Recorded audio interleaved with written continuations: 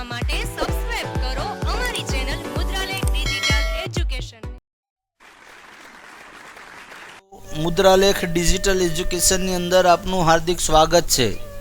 મિત્રો, આજે આપણે નવા પ્રકરણની શરૂઆત કરીશું. ધોરણ 12ની અંદર અર્થશાસ્ત્ર વિષયની પ્રકરણ 7 વસ્તી. તો કે મિત્રો, વસ્તી વિસ્ફોટનો અર્થ સમજાવો. તો પ્રવર્તમાન સમયની અંદર વિશ્વની વસ્તી લગભગ એક અંદાજ મુજબ 7 અબજને પાર કરી ચૂકી છે, જ્યારે ભારતની વસ્તી 1.25 અબજને એટલે કે 125 કરોડને પણ વટી ગઈ છે. તો આવા સમયે વસ્તી વિશે ચર્ચા કરવી એ અનિવાર્ય છે, કારણ કે આ વસ્તી વિસ્ફોટ એ ભારતની અંદર આતંકવાદ કરતાં પણ કંઈક વિશેષ પ્રશ્ન અને ગંભીર સમસ્યા બનતી જાય છે. તો વધતી જતી વસ્તી અને તેની આવશ્યક જરૂરિયાતની પૂર્તિ કોઈ પણ સરકાર હોય, કોઈ પણ સરકાર માટે એ એક વધતી વસ્તી અને તેની આવશ્યક જરૂરિયાતની પૂર્તિ કરવી એ એક પાયાની બાબત છે. તો કુદરતી સંસાધનોની મદદથી આર્થિક વિકાસ શક્ય બને, પણ વસ્તી અને કુદરતી સંસાધનો વચ્ચે બે મહત્વની બાબતો છે. પહેલું, ભાઈ, વસ્તીનો વધારો ઉત્તરોત્તર કે ઝડપથી થવાથી કુદરતી સંસાધનો વચ્ચે બે મહત્વની બાબતોમાં પહેલી જ બાબત આવે છે કે ભાઈ, વસ્તી વધવાથી જે મર્યાદિત કુદરતી સંસાધનો છે એ કુદરતી સંસાધનોનો નાશ ઝડપથી થશે. અને આવા મર્યાદિત સંસાધનોનો ઝડપથી નાશ થાય, જે આવનારી પેઢી માટે એક મુશ્કેલી, એક ખતરો, ભાવિ પેઢીની સામે એક સમસ્યા ઊભી થશે. બીજું કારણ કે ભાઈ, ઓછી કેળવાયેલી વસ્તી વધવાથી કુદરતી સંપત્તિનો મહત્તમ ઉપયોગ થઈ શકશે નહીં, અને કુદરતી સંપત્તિનો, કુદરતી સંસાધનોનો વધુને વધુ ઉપયોગ જો આપણે ન કરી શકીએ તો કોઈ પણ દેશના આર્થિક વિકાસ માટે એક સમસ્યા, એક મુશ્કેલી રૂપ બને. કારણ કે મોટા ભાગની સમસ્યાઓના મૂળમાં, કોઈ પણ સમસ્યા હોય એના મૂળમાં જો જોઈએ તો એના મૂળમાં વસ્તી વધારો છે. તો પહેલા મિત્રો, આપણે વસ્તી વિસ્ફોટ એટલે શું એનો અર્થ જોઈએ. તો વસ્તી વિસ્ફોટ એટલે ભારતની દ્રષ્ટિએ જોઈએ તો ભારતમાં મૃત્યુ દર ઝડપથી ઘટવાની સામે, મૃત્યુ દર ઝડપથી ઘટવાની સામે જન્મ દર ઝડપથી ન ઘટ્યો, અને જે ચોખ્ખો વસ્તી વધારો ઊંચા દરે થયો એને વસ્તી વિસ્ફોટ. ટૂંકમાં મૃત્યુ દરમાં ઘટાડો થયો પણ જન્મદરની ઝડપમાં ઘટાડો ન થયો. જન્મદરની ઝડપ તો વધી, મૃત્યુ દર ઘટ્યો, એટલે જે ચોખ્ખો વસ્તી વધારો ઊંચા દરે થયો, આ ઊંચા વસ્તી વધારાના દરને વસ્તી વિસ્ફોટ તરીકે ઓળખવામાં આવે છે. તો ભારતની અંદર લગભગ આજે 1.25 કરોડ કરતાં પણ વધુ વસ્તી જોવા મળે છે.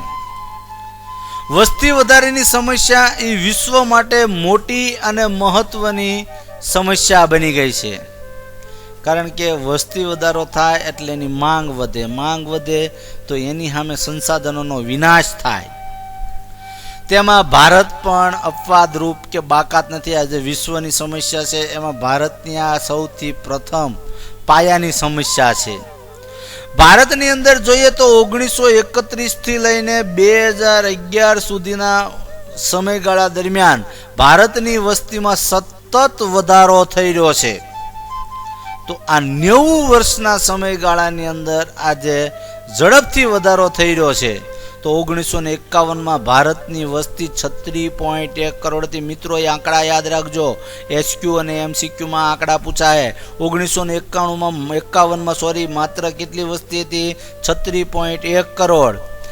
એ 2011માં વધીને 121.2 કરોડ, એટલે કે 60 વર્ષની અંદર 84.92 કરોડ વસ્તીનો વધારો થયો અને ભારતમાં સરેરાશ વસ્તી વૃદ્ધિનો દર 2.5% જેટલો છે. આમ વધુ વસ્તી અને વસ્તી વૃદ્ધિનો ઊંચો દર એના કારણે ભારતમાં 1970 પછી જે ઝડપથી વધારો થયો છે એને વસ્તી વિસ્ફોટ તરીકે ઓળખવામાં આવે છે. હવે આવે છે ભારતમાં વસ્તીના વલણો. આપણે ભારતમાં વસ્તીના વલણો વિશે થોડીક માહિતી મેળવી તો વસ્તીનું કદ, વસ્તી વૃદ્ધિનો દર, ઊંચો જન્મ દર, નીચો મૃત્યુ દર, શહેરી વસ્તી, ગ્રામીણ વસ્તી તેમજ સ્ત્રી પુરુષ પ્રમાણને લગતી આંકડાકીય માહિતી મેળવી અને એનું અર્થઘટન કરવું એટલે વસ્તીના વલણો. વસ્તીના વલણો એટલે શું? વસ્તીનું કદ, વસ્તી વૃદ્ધિનો દર, જન્મ દર, મૃત્યુ દર, શહેરી વસ્તી, ગ્રામીણ વસ્તી, સ્ત્રી પુરુષ પ્રમાણે લગતી આ જે કાંઈ આંકડાકીય માહિતી મેળવી અને એનું અર્થઘટન કરવું એટલે વસ્તીના વલણો. તો ભારતની અંદર વસ્તીના વલણોની અંદર જોઈએ તો ભારતમાં સૌ પ્રથમ વસ્તી ગણતરી 1871 ની અંદર જમશેદસિંહ ટાટા દ્વારા, કોના દ્વારા? 1871 કોના દ્વારા? જમશેદસિંહ ટાટા દ્વારા. અહીંયા બાજુમાં તમને એનો ફોટો મેં આપેલો જ છે. જમશેદસિંહ ટાટા દ્વારા સૌ પ્રથમ વસ્તી ગણતરી કરવામાં આવી હતી અને ત્યારબાદ ભારતમાં વ્યવસ્થિત વસ્તી ગણતરીની શરૂઆત ક્યારે થઈ? તો કે 1891. પરીક્ષામાં પ્રશ્ન પૂછાય ભારતમાં વસ્તી ગણતરીની શરૂઆત ક્યારે? 1871. વ્યવસ્થિત વસ્તી ગણતરીની શરૂઆત ક્યારે? તો 1891 થઈ હતી અને ત્યારબાદ દર 10 વર્ષે વસ્તી ગણતરી કરવામાં આવે છે. અને આઝાદી પછી પહેલી વસ્તી ગણતરીનું પત્રક, મિત્રો આઝાદી પછી સ્વતંત્રતા પછી વસ્તી ગણતરીનું પહેલું પત્રક ઈસવીસન 1951 ની અંદર તૈયાર કરવામાં આવ્યું હતું. આ યાદ રાખજો, આ બધા MCQ ને SQ છે. ભારતમાં વસ્તી ગણતરીનું પહેલું પત્રક ક્યારે તૈયાર કરવામાં આવ્યું હતું? તો કે 1951. મિત્રો, તમે જેના માધ્યમથી એજ્યુકેશન મેળવી રહ્યા છો એવી અમારી ચેનલ મુદ્રાલેખ ડિજિટલ એજ્યુકેશનને સબસ્ક્રાઇબ કરો, લાઇક કરો અને વધુને વધુ શેર કરો. આ ઉપરાંત અમારા ડિજિટલ એજ્યુકેશનના માધ્યમોનો પરિચય કરાવું તો પ્લે સ્ટોરમાં 11/12 કોમર્સ ગુરુ નામે એપ્લિકેશન છે. આ ઉપરાંત FB અને ઇન્સ્ટામાં પણ મુદ્રાલેખ ડિજિટલ એજ્યુકેશન નામે પેજ ચાલે છે. Thank you. Come again. Best of luck.